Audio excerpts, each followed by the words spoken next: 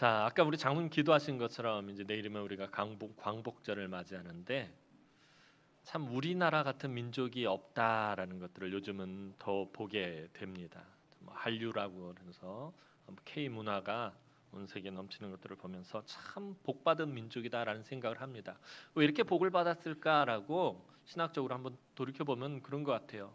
하나님이 수많은 나라들, 그러니까 예수님께서 지상 명령을 내려서 땅 끝까지 예수 그리스도의 복음을 증거하면서 그 복음이 여러 곳에 예루살렘에서 가장 멀리 떨어져 동쪽으로 멀리 떨어져 있는 우리나라에 오기까지 중국에도 복음이 들어갔고 일본에도 복음이 들어갔고 세계 여러 나라에 복음이 들어갔는데 그 복음을 믿음으로 받아들이고 믿음으로 선택한 민족이 우리나라다라는 거예요. 우리 민족은 그 복음을 믿음으로 선택했고 그로 인해서 하나님께서 말로 다 할 수 없는 은혜와 복을 베풀어 주셨어요. 그래서 원조 받던 나라에서 원조하는 나라가 되었고 선교 받던 나라에서 선교하는 나라가 될 수 있도록 하나님께서 은혜를 베풀어 주신 것은 이 땅에 100여 년 전에 살던 정말 힘들고 어렵게 정말 가난한 그 현대사회 한국 현대사회에서 근대사에서 정말 힘들고 어려웠던 그 시절에 살던 우리의 믿음의 선진들이 그 믿음의 선택한 것을 통해서 오늘 저와 여러분들이 그렇게 큰 은혜를 누리고 있는 것이 아닌가 하는 생각을 해보면서 이번 주에 어떤 말씀을 전해드릴까 하다 믿음의 선택에 대해서 우리 믿음의 선조들이 선진들이 했던 그 믿음의 선택들을 한번 살펴보면서 우리가 함께 은혜를 나누었으면 좋겠습니다. 자, 믿음하면 제일 먼저 떠오르는 사람은 역시 아브라함일 것입니다. 우리 믿음의 조상 아브라함, 항상 믿음의 선택을 하려고 애썼던 그 아브라함을 오늘 좀 살펴보려고 합니다. 75세의 아브라함은 하나님의 부르심에 믿음으로 응답하며 길을 떠나 마침내 가나안 땅에 도착하게 됩니다. 그런데 가나안 땅에 도착했을 때 그 땅은 공터가 아니었다라고 아브라함의 이야기를 할 때마다 아브라함의 소명 기사를 이야기할 때마다 드렸던 말씀이 그거예요. 하나님의 부르심에 믿음으로 응답해서 정말 어렵게 마침내 가나안 땅에 들어갔는데 그 땅이 텅 비어있는 공터 같았으면 좋겠는데 가나안 족속들이 이미 그 땅을 차지해서 살고 있었고요. 또 아브라함이 도착했을 때 게다가 기근이 찾아와 살기에는 너무나 힘든 곳이 가나안 땅이었습니다. 정말 하나님이 약속해 주신 곳이 맞나 싶을 정도로 살기 힘겨운 땅이기도 했습니다. 아니 이게 정말 하나님이 약속하신 곳일까? 하나님께서 가라고 했던 너는 본토 친척 아비의 집을 떠나 내가 너에게 보여줄 땅으로 지시할 땅으로 가라 했는 그 땅이 정말 맞는가 싶을 정도로 살기가 어려웠습니다. 그러자 아브라함은 점점 남쪽으로 가나안 땅에서 남쪽으로 자리를 옮기다가 결국에는 어디로 들어가게 되죠? 여러분들이 잘 아시는 것처럼 애굽으로 들어가게 됩니다. 그런데 애굽은 가나안과는 비교할 수도 없을 만큼 물이 넉넉하고 땅이 기름지고 양식이 풍족한 곳이었습니다. 아브라함의 입장에서 보면 오히려 애굽이 하나님이 약속하신 땅 같았어요. 애굽이 사람이 살기 너무 좋은 이 땅이 하나님이 축복하신 땅 같았습니다. 하지만 그곳에서 악한 관습에 의해서 아내를 빼앗길 뻔한 그런 여러 우여곡절을 겪고 하나님의 도우심으로 간신히 애굽을 빠져나와 다시 가나안 땅으로 돌아오게 됩니다. 믿음으로 시작한 그의 여정이 가나안에 와서 첫 번째 실패를 맛보게 됩니다. 여러분 우리 믿음의 조상 아브라함이라고 해서 한 번도 실패를 안 한 것이 아니었습니다. 아브라함도 수많은 실패와 시행착오를 거듭해야만 했습니다. 하지만 아브라함은 실패했을 때 그 길을 되돌려 다시금 하나님께로 나아갈 줄 아는 사람이었습니다. 12장에서 애굽으로 12장 말미에 보면 그가 점점 남방으로 내려가다 애굽으로 내려는 그 애굽으로 내려갔던 그 길 그 코스 그대로 13장 앞부분에서 아브라함은 다시 돌아오는 것을 보게 됩니다. 실패했을지라도 그 길을 되돌려 다시 하나님께로 돌아올 줄 아는 사람이 아브라함이었다라는 것입니다. 이처럼 믿음의 사람도 실패를 하게 됩니다. 그것도 아주 쓰라린 실패를 경험하지만 그 실패에 얽매이지는 않는다라는 것입니다. 다윗은 이 점을 우리에게 분명히 알려주고 있습니다. 시편 37편 23절에서 24절 말씀 보도록 하겠습니다. 시편 37편 23절에서 24절 말씀입니다. 시작. 여호와께서 사람의 걸음을 정하시고 그의 길을 하시나니 그는 넘어지나 아주 엎드러지지 아니함은 여호와께서 그의 손으로 붙드심이로다. 믿음의 사람들도 세상 사람들과 똑같이 넘어지고 똑같이 실패합니다. 성경은 믿음의 사람이라고 해서 넘어지지 않는다, 결코 넘어지지 않는다라고 그렇게 말하지 않습니다. 분명히 넘어지고 실패하고 때로는 망하기도 한다라고 말합니다. 의인은 7번 넘어질지라도 다시 일어나거니와 라고 성경 분명히 말해요.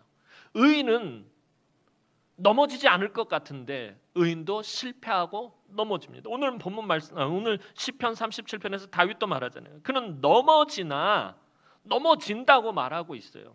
그런데 아주 엎드러지지 않는다는, 그 넘어진 자리에서 엎드러져서 못 일어나는 것이 아니다는 거예요. 왜냐하면 하나님께서 그의 손으로 붙드시기 때문입니다. 믿음의 사람들도 세상 사람들과 똑같이 넘어집니다. 하지만 중요한 것은 믿음의 사람들은 아주 엎드러지지 않으며 하나님이 붙들어 주신다라는 것입니다. 아브라함이 그러했습니다. 누구보다도 그것을 잘 알고 있었던 아브라함은 넘어지면, 실패하면 그 자리를 툴툴 털고 일어나서 하나님께로 나아가 제단을 쌓곤 하였습니다.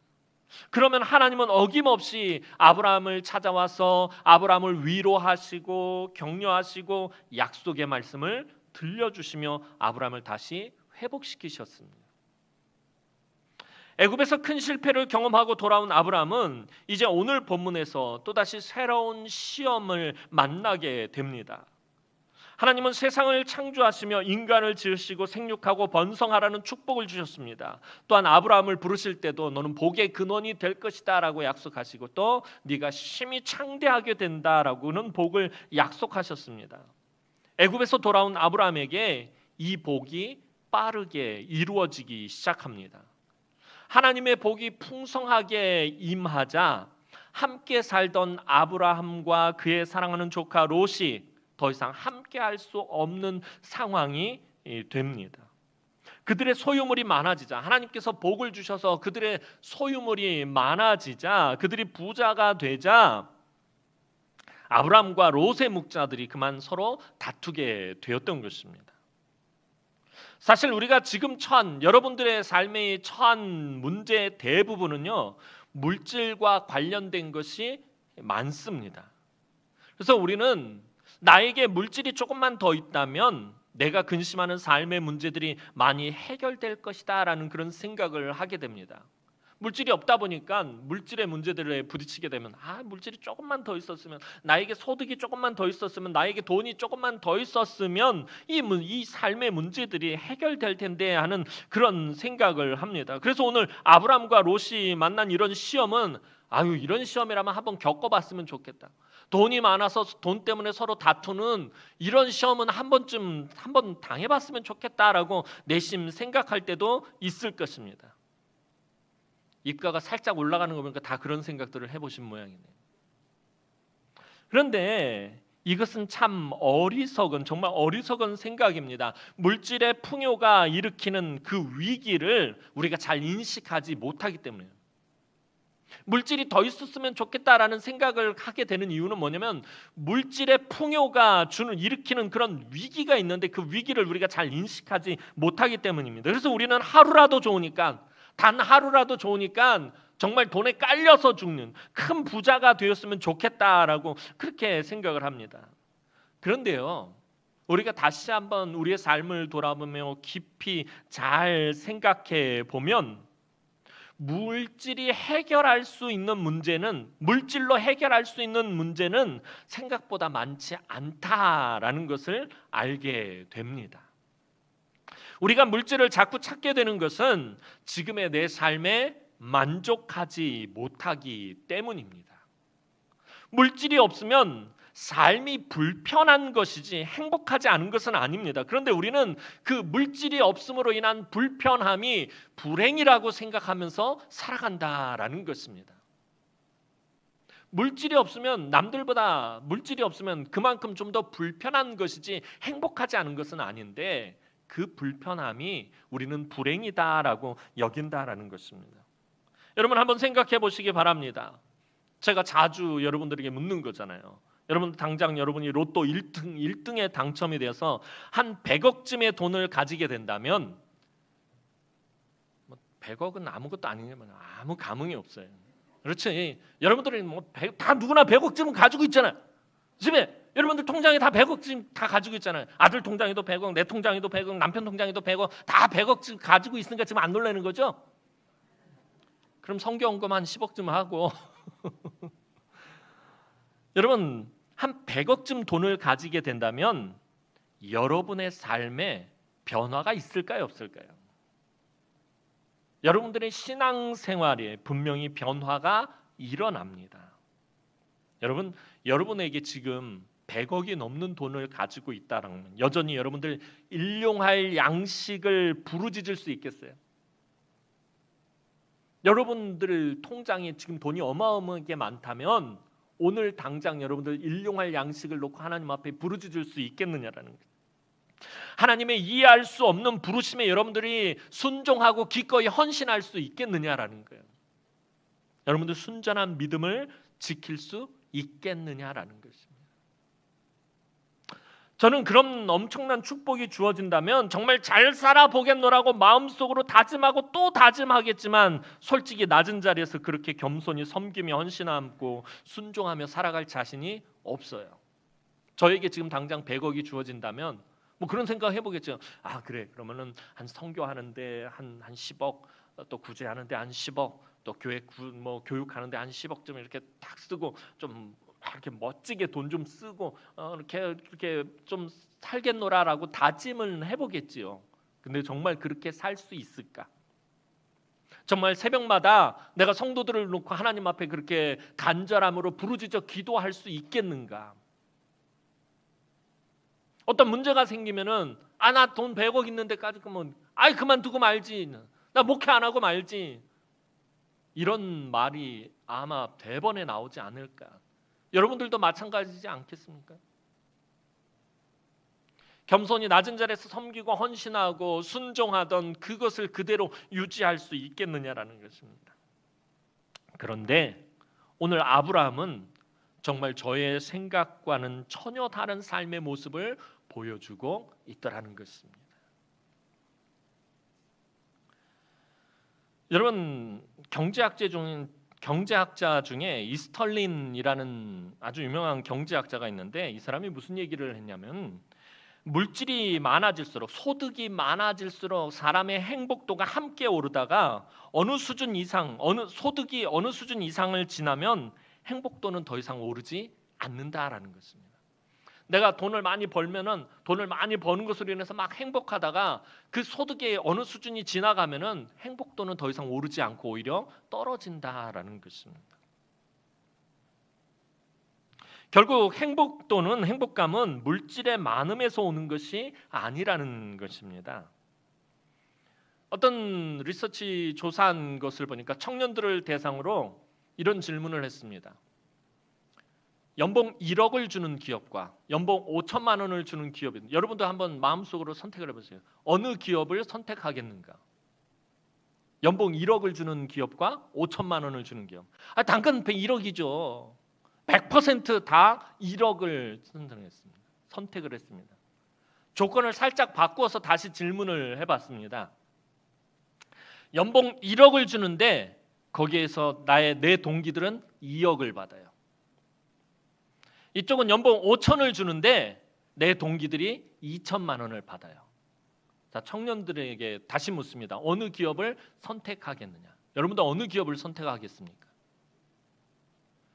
청년들의 70% 이상이 후자를 선택했다고 합니다. 연봉 5천만 원인데 동기들이 2천만 원 받는 것을 선택했다는 거예요. 절대적인 소득이 중요하지 않다라는 것입니다. 내 연봉이 다른 사람보다 더 많을 때 행복감을 느낀다라는 것입니다. 우리의 행복감은 어디에 있다는 거예요? 상대적인 것에 있어요. 늘 비교해가지고 그거보다 우위에 있을 때 행복감을 느낀다는 게 우리의 행복감은 어디에 바탕을 두고 있냐면은 상대적인 욕심에 바탕을 두고 있을 때가 많다는 거예요. 여러분 아까 로또 얘기했었는데 왜 로또에 당첨되면 행복감을 느끼는지 아십니까? 내가 로또에 100억을 당첨돼서 내 소득이 그만큼 올라가는 데 반해서 다른 사람들의 소득이 오르지 않기 때문에 행복하다고 그래요. 제가 로또 1등 100억에 당첨이 됐어요. 근데 옆에 있던 양장로님도 1등에 당첨을 됐어요. 옆에 있던 지장로님도 당첨이 됐어요. 행복도가 점점 내려가더라는 거예요. 내 아들이 서울대를 갔어요. 행복도가 확 올라가요. 근데 옆에 김 집사님한테 아들도 서울대를 갔어요. 저쪽에 있는 박 권사님의 딸도 서울대를 갔어요. 행복도가 점점 내려가더라는 거예요.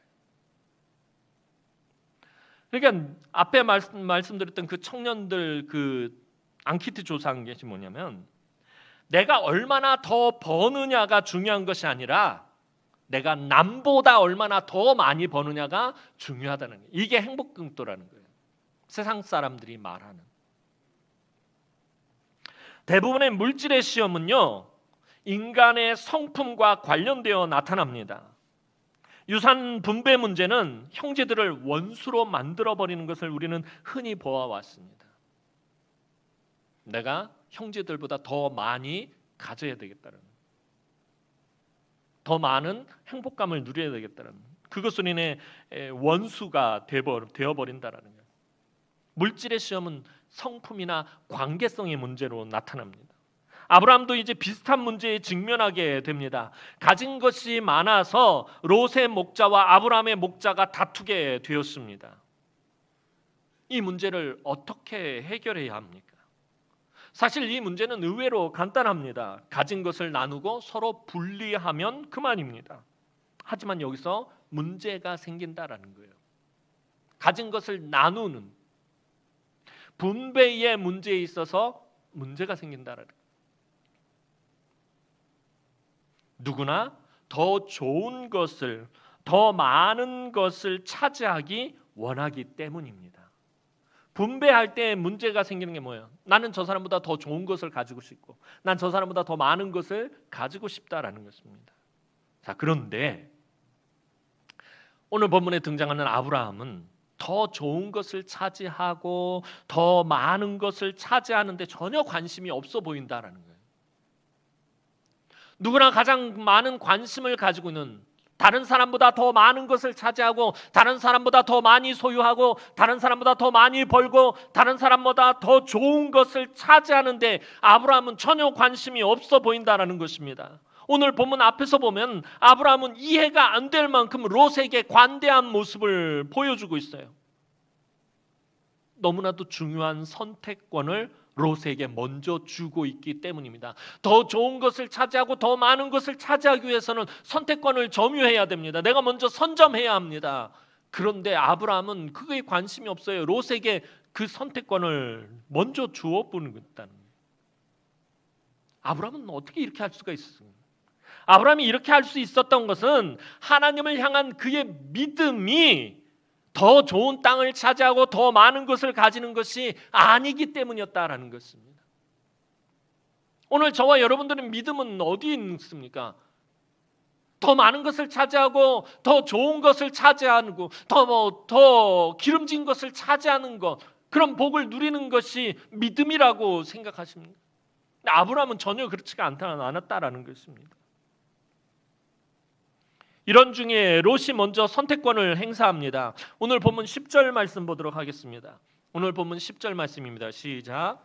이에 롯이 눈을 들어 요단 지역을 바라본즉 소알까지 온 땅에 물이 넉넉하니 여호와께서 소돔과 고모라를 멸하시기 전이었으므로 여호와의 동산 같고 애굽 땅과 같았더라. 지금 오늘 본문이 기록되어 있는 장소는 어디냐면, 이 사건이 일어나는 장소는 베델이라는 곳입니다. 근데 그곳은 지대가 상당히 높아서 해발 900m 이상 되는 곳입니다. 예루살렘이 한 740m 정도 되는데 예루살렘보다 지대가 더 높은 곳이에요, 이 베델이. 근데 이 베델은 지대가 아주 높아서 이렇게 내려다 보면은 요단강 주변과 사해와 이 동편, 요단 동편의 들판이 잘 보이는 곳입니다. 이곳에서 롯이 눈을 들어서 살펴봤습니다. 롯은 물이 넉넉하고 풍요로워 보이는 곳을 선택합니다. 요단 동편을 선택하고 그 동쪽으로 이동을 합니다. 그곳이 얼마나 좋은 땅인지 여호와의 동산 같고 애굽 땅과 같았다라고 그렇게 성경은 표현하고 있습니다. 롯의 선택은 여호와의 동산 같고 애굽 땅과 같은 곳이었습니다. 롯의 선택을 잘 살펴보면요, 그는 하나님의 동산의 풍요로움에만 관심이 있었지 그 동산에서 하나님과 함께하는 것에는 전혀 관심이 없었다라는 거죠. 롯의 시점은 전형적인 물질주의입니다. 풍요로운 하나님의 동산에 이르기를 원하지만 그 동산에 계신 하나님에게는 전혀 관심이 없다라는 것입니다. 오늘 우리가 하나님이 주시는 축복에는 굉장히 관심이 있는데 그 축복을 주시는 하나님에게는 전혀 관심이 없는 것과 마찬가지입니다. 아버지가 선물을 들고 저녁 때 들어올 때 아이들이 그 선물에만 관심이 있지 아빠에게는 전혀 관심이 없는 것, 그게 물질주의인 거예요. 오늘 저와 여러분들도 마찬가지입니다. 하나님의 축복은 풍성하게 넘치도록 받고 싶지만 그 복을 주시는 하나님에게는 사실상 관심이 없을 때가 많다라는 것입니다. 이것은 롯의 관점으로 이 세상을 살아가는 방식입니다. 또 그 땅은 애굽 땅과 같다라고 말하고 있는데 이 애굽 땅과 같다라는 것도 얼마나 무서운 의미를 담고 있는지 모릅니다. 애굽 땅은 오늘 본문 바로 직전인 12장에서 하나님이 구원의 은혜를 베푸시며 아브라함과 롯을 빼내오신 곳이에요. 아브라함이 큰 위기를 겪었던 곳이에요. 죄의 도성이었던 곳이에요. 그곳에서 하나님께서 아브라함을 빼온 지 얼마 되지도 않았어요. 그런데 애굽 땅과 같다라고 표현하고 있습니다. 어쩌면 롯은 애굽에 들어갔을 때 그곳에서 살고 싶었을지도 모릅니다. 그리고 아브라함이 그 길을 부랴부랴 애굽을 빠져나올 때 왜 이 좋은 땅을 떠나야 하느냐고 생각했을지도 모릅니다. 아까 말씀드렸던 것처럼 가나안 땅보다 훨씬 더 물이 넉넉하고 땅이 기름지고 양식이 풍족한 곳인데 왜 이곳을 떠나야만 하느냐? 왜 다시 그 척박한 곳으로, 그 부족한 곳으로, 왜 그렇게 힘든 곳으로 돌아가야 하느냐? 출애굽한 이스라엘 자손들도 그러했습니다. 40년 광야 기간 내내 우리가 왜 그 좋은 땅, 애굽 땅을 떠나야 했느냐라는 것이 이 광야 세대들이 끊임없이 했던 말이 그거예요. 왜 우리가 애굽 땅을 떠나서 이 광야에서 이 고생을 하고 있느냐라는 거예요. 이스라엘 자손들은 틈만 나면 애굽으로 돌아가자 이렇게 이야기하고 그것을 원했습니다. 오늘 결정적으로 성경은 하나님이 소돔과 고모라를 멸하시기 전이라고 아주 간단한 설명을 달고 있습니다. 다시 말해서 롯의 선택이 얼마나 위험천만한 선택인지에 대해 알려주는 것입니다. 그럼에도 롯은 왜 이런 위험천만한 선택을 하게 된 것입니까? 왜냐하면 롯의 눈으로 보기에 너무나도 좋아 보이는 땅이었기 때문입니다. 눈을 들어 보았어요. 롯의 눈으로 보니까 그 땅이 너무 보기 좋았다라는 거예요. 여러분, 예전에도 설교하면서 몇 번 말씀을 드렸을 거예요. 예수 믿는 사람들은 보는 것을 조심해야 된다는 거예요. 왜요?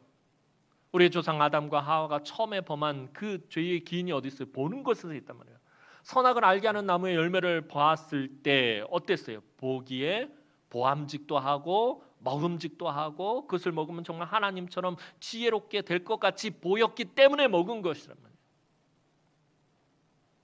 보는 것이 정말 중요하다라는 것을 성경은 우리에게 계속해서 말하고 있어요. 우리는 자꾸 외적인 조건들을 보고 외모를 봅니다.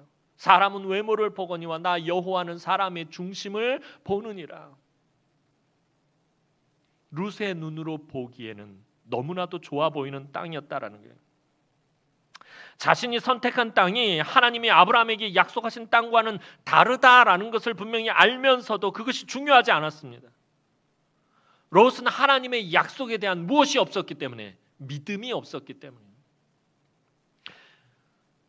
그의 선택에 그의 믿음이 아무런 영향도 미치지 못했다라는 거예요. 요단 동편의 땅을 선택하는 데 있어서 그의 믿음이 아무런 영향력을 발휘하지 못했다는 거예요. 하나님의 약속에 대한 믿음이 없었기 때문에. 롯은 하나님의 약속으로부터 곁길로 빠져나가 버립니다. 오늘 본문 11절 12절 말씀 보도록 하겠습니다. 11절에서 12절 말씀입니다. 시작. 그러므로 롯이 요단 온 지역을 택하고 동으로 옮기니 그들이 서로 떠난지라. 아브라함은 가나안 땅에 거주하였고 롯은 그 지역의 도시들을 머무르며 그 장막을 옮겨 소돔까지 이르렀더라. 롯은 하나님이 약속하신 지경을 벗어나더니 결국에는 죄악의 도성인 소돔 안으로 들어가고 말았습니다. 그의 잘못된 선택이 그를 멸망의 구렁텅이로 들어가게 한 것입니다.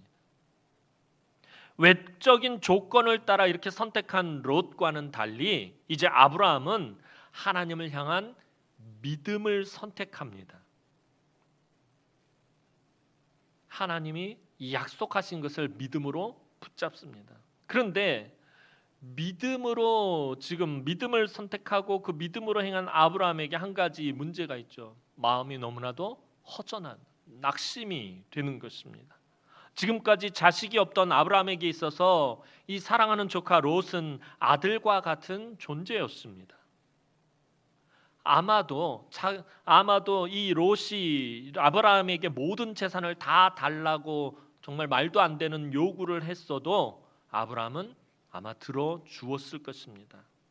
왜냐하면 롯은 그 누구보다도 사랑하고 아끼는 아들이나 마찬가지였기 때문입니다.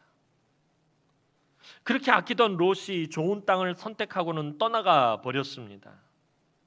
그렇게 허전한, 우리가 때로는 그러잖아요. 믿음을 선택했음에도 불구하고 우리의 삶이 공허할 때가 있어요.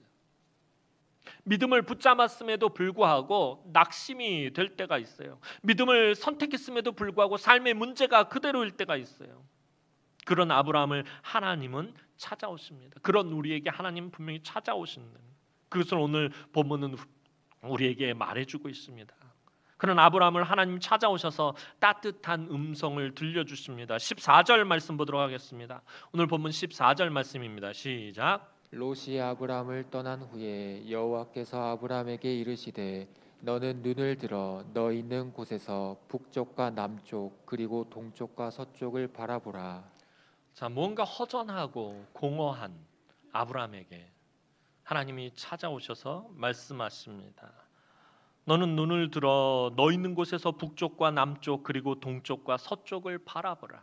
자, 이거는 명령형으로 기록이 되어 있지만, 그러니까 뉘앙스를 제가 설교하면서 자주 말씀드리잖아요. 본문이 어떤 뉘앙스를 가지고 말하는가. 이거는 명령의 뉘앙스가 아닙니다. 원전을 잘 살펴보면 이거는 하나님이 이렇게 말씀하시는 것이나 마찬가지예요. 아브라함아, 너 지금 있는 곳에서 잠깐 눈을 들어서 북쪽과 동쪽과 남쪽과 서쪽을 제발 한 번만 봐줄래? 라고 말씀을, 이런 뉘앙스를 가지고 있는 거예요. 이 본문은 바라보라! 라고 명령하는 것이 아니라 제발, 부디, please 하고 아브라함에게 지금 그렇게 말씀하고 있는 것입니다. 롯이 눈을 들어 요단 동편을 바라보았듯이 하나님은 아브라함이 눈을 들어 동서남북을 바라보게 하십니다. 둘 다 눈을 들어 땅을 보았지만 아브라함과 롯 둘은 전혀 다른 것을 보게 됩니다. 롯이 눈을 들어 바라본 것과 아브라함이 눈을 들어 바라본 것은 전혀 달랐다라는 것입니다.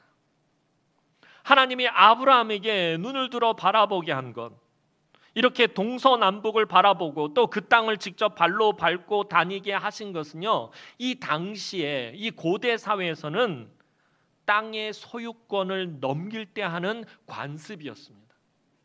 지금이야 뭐 부동산을 찾아가서 그 중개인하고 같이 가서 이렇게 보고 그다음 계약서를 작성하면 되는데, 그 당시에는 뭐 계약서 같은 게 없어서 이 소유권자와 소유권을 넘겨받을 사람 둘이 딱 서가지고 그 지경에 서가지고, 자, 동쪽을 보십시오. 동쪽에 저기 나무 보이죠? 저기까지. 자, 다시 서쪽을 보면 서쪽에 저기 바위 하나 보이죠? 그 바위까지. 자, 남쪽을 바라보면 시내가 흐르죠. 거기까지. 이렇게 동서남북을 바라보면서 그 지경을 고, 자, 이제 보는 것만으로 안 되니까 우리 함께 걸어봅시다. 우선 그 지경을 발로 이렇게 밟고 동서남북을 이렇게 걷습니다. 그게 소유권을 이전하는 행위를 나타내는 고대 관습이었다고 합니다. 그러니까 하나님께서 지금 아브라함에게 너는 눈을 들어 동서남북을 북쪽과 동쪽과 서쪽과 남쪽을 바라보라라고 말씀하시는 것은 하나님이 아브라함에게 지금 무엇을 넘기고 있다는 거예요? 땅의 소유권을 아브라함에게 넘기고 있다는 거예요. 등기부 등본에 감난에 하나님 것 이렇게 돼 있는 것을 아브라함 것으로 이렇게 하나님께서 바꿔주고 계시는 것과 마찬가지다라는 것입니다. 하나님은 롯이 선택한, 롯이 눈을 들어서 바라본 그 물이 넉넉하고 여호와의 동산 같고 애굽 땅과 같았던 그 땅이 결코 하나님이 약속하신 것이 아니며 하나님이 약속하신 땅의 소유권을 지금 아브라함에게 넘기겠다라고 말씀하고 계시는 것이에요. 아브라함아, 롯이 바라보고 롯이 선택한 땅은 내가 너에게 주려고 했던 땅이 결코 아니다. 자, 내가 너에게 주려고 한 땅을 바라보고 그 땅을 네 발로 한번 밟아보렴 하고 하나님께서 말씀하시는 것입니다. 지금 아브라함은 하나님으로부터 가나안 땅의 소유권을 넘겨받고 있습니다. 그런데 아브라함에게는 치명적인 문제가 하나 있습니다. 그것은 아브라함에게 무엇이 없다라는 것입니까? 아들이 없다라는 것입니다. 아들처럼 생각했던 조카 롯이 자기 갈 길을 선택하고 가버린 지금 아브라함에게는 사실 그 어떤 소망도 남아있지 않아요. 그전에는 아브라함에게는 조카 롯이 소망이었어요. 아들과 같이 아끼면 정말 너무나도 아끼고 사랑하는 아들과 같은 조카였어요. 아들이 없기 때문에 자기의 모든 재산을 그 롯에게 다 주려고 했을지도 모르고요. 아브라함의 전부였을 것입니다. 하란에서부터 여기까지 같이 동행해 왔고요. 그런데 그 롯이 아브라함을 떠나버렸습니다.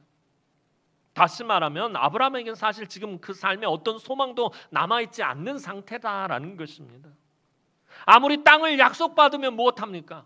아무리 넓은 땅을 받고 아무리 좋은 땅을 많이 받으면 무엇합니까? 그 땅을 이어갈 아들이 없는데 말입니다. 그런데 그때 하나님이 아브라함에게 말씀하십니다. 그것이 15절, 16절 말씀입니다. 오늘 본문 15절, 16절 말씀 보도록 하겠습니다. 시작. 보이는 땅을 내가 너와 내 자손에게 주리니 영원히 이르리라. 내가 내 자손이 땅의 티끌 같게 하리니 사람의 땅의 티끌을 능히 셀 수 있을진데 내 자손도 세리라. 하나님은 아브라함의 삶의 약점을 알고 계셨어요. 아브라함의 인생의 아픈 것도 알고 계셨습니다. 그래서 이런 약속의 말씀을 지금 아브라함에게 주신 것입니다. 너에게서 반드시 아들이 있을 것이고 그 아들의 아들이 계속해서 그 아들들이 있어서 자손들이 있어서 이 땅을 차지하게 될 것이다라는 거예요. 영원히 차지하게 될 것이다라는 거예요. 아브라함의 자손들이 차지하게 될 이 땅이 얼마나 좋은지 그 땅을 네 발로 다 밟고 돌아다녀 보라고까지 말씀하십니다. 17절 말씀 보도록 하겠습니다. 오늘 보면 17절 말씀입니다. 시작. 너는 일어나 그 땅을 종과 횡으로 두루 다녀 보라. 내가 그것을 내게 주리라. 지금 어찌 보면요, 하나님이 아주 신이 나서 지금 말씀하시는 것 같아요. 아브라함, 자, 봐봐. 내가 너한테 줄 땅, 너에게 소유권을 넘기는 땅이 있다. 네가 한번 발로 밟고 다니. 이 땅이 얼마나 좋은지 한번 봐봐. 그러면서 하나님이 지금 저처럼 이렇게 촐랑맞게 하셨겠어요. 그러지는 않았겠지만 지금 하나님이 너무 신이 나서 아브라함에게 지금 말씀하고 있는 지금 뉘앙스가 그런 거예요. 아브라함에게 주시겠다고 약속하신 그 땅이 얼마나 좋은지 아브라함이 직접 발로 밟고 다니며 확인해 보라는 거예요. 두루 다니면서 종과 횡으로 다니고 동서남북 다니고 네 발로 직접 밟고 확인해 보라고 말씀하십니다. 그런데요, 또 문제가 하나 있어요. 성경을 잘 읽어보신 분들은 아시겠지만 사실 아브라함은 죽을 때까지 헤브론에 있는 막벨라 굴을 빼고는 그 땅을 실질적으로 소유하지는 못합니다. 살아 생전에 그 땅을 차지하지 못. 하나님 분명히 너와 네 자손이 차지할 것이다라고 말씀하셨는데, 너라고 아브라함 분명히 말씀하셨는데, 아브라함 살아 생전에 그 자기 아내 사라를 장사했던 막벨라 굴, 은을 주고서 샀던 그 막벨라 굴을 제외하고는 사실 소유한 것이 실질적으로 소유하지 못합니다.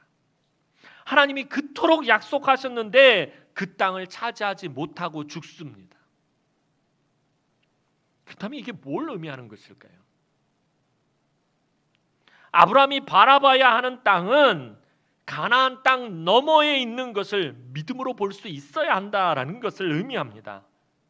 만약에 눈에 보이는 그 땅이 전부라면, 눈에 보이는 그 가나안 땅이 전부라면 아브라함의 선택은 롯의 선택과 다를 바가 없기 때문입니다. 무슨 말이냐면 이 점에 대해 바울이 우리에게 이렇게 설명을 합니다. 고린도전서 15장 19절 말씀 보도록 하겠습니다. 고린도전서 15장 19절 말씀입니다. 시작. 만일 그리스도 안에서 우리가 바라는 것이 다만 이 세상의 삶뿐이면 모든 사람 가운데 우리가 더욱 불쌍한 자이리라. 만일 그리스도 안에서 우리가 바라는 것이 다만 이 세상의 삶뿐이라면, 이 세상에서 얻는 것뿐이라면, 이 세상에서 차지하는 것뿐이라면 모든 사람 가운데 우리가 더욱 불쌍한 자이리라. 아브라함은 롯이 선택한 기름지고 풍요한 땅과는 분명히 다른 것에 소망을 두어야 한다라는 것입니다.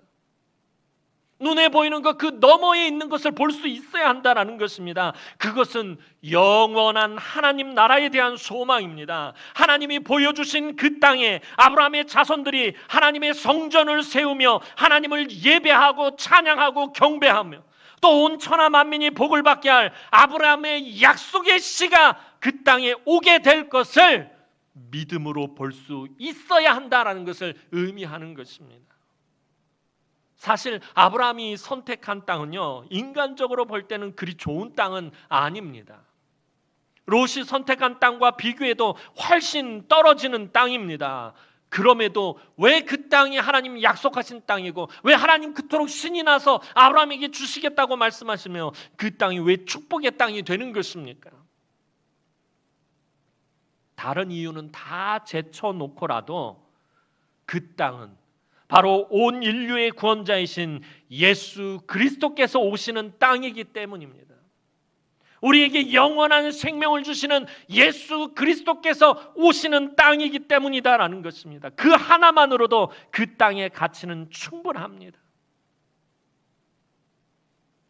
따라서 그 땅 너머에 있는 것을 보지 못한다면, 하나님이 보여주시는 그냥 눈에 보이는 그것만을 바라본다면 롯과 비교해서도 아브라함은 정말 불쌍한 사람이 되고 만다라는 것입니다. 왜냐하면 롯과 비교했을 때 롯이 가진 땅보다 좋지 못한 땅이기 때문에, 애굽 땅보다도 좋지 못한 땅이기 때문에, 그저 지금 현실적으로 눈에 보이는 것만 바라본다면, 그것만 가지고 있다면 정말 불쌍한 사람이 되는 것입니다.